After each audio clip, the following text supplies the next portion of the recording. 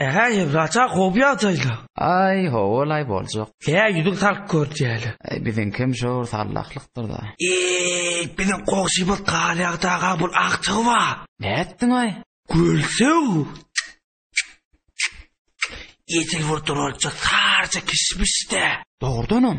Ala bana yer tuğlatır görkünü. Yer. Öyler olon daşmış, estim başı boşmuş. Mışmış del gıyr 15 yaşmış, farca misli kişmiş. Atası yaşan 70, taşları yere düşmüş. Enesinin yaşı 65'miş, yekece gıyırlar kişmiş. Şol gıyırmış yetişmiş, almasın ari bişmiş. Şol gıyırmış yetişmiş, almasın ari bişmiş. Boylar uzun 1,70 m, figura 90-60. Boylar uzun 1,70 m, figura 90-60. Kişmiş 15 yaşmış. Kişmiş belki olmuşmuş. Kişmiş 15 yaşmış. Kişmiş belki olmuşmuş.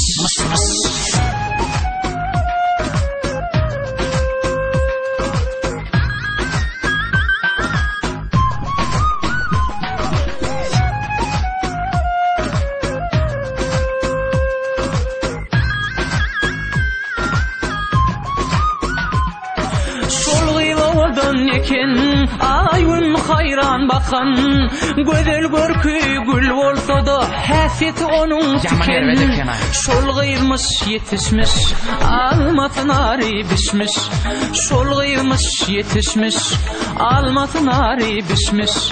Boylar uzun 1,70 m, figura 90-60. Boylar uzun 1,70 m, figura 90-60. Kişmiş 15 yaşmış. Kişmiş belki olmuşmuş.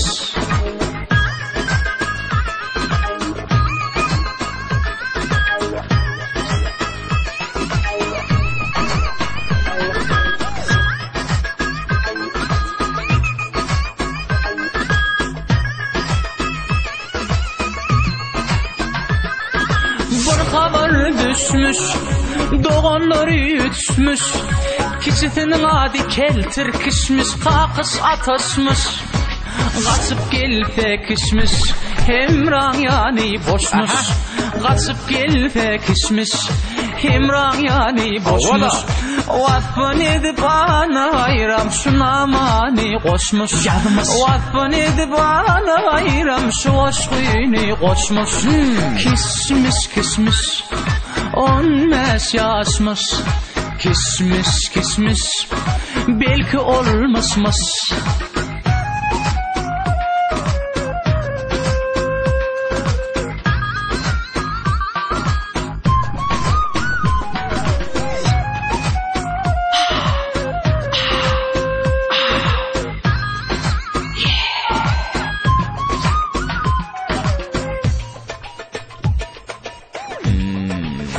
Kişmiş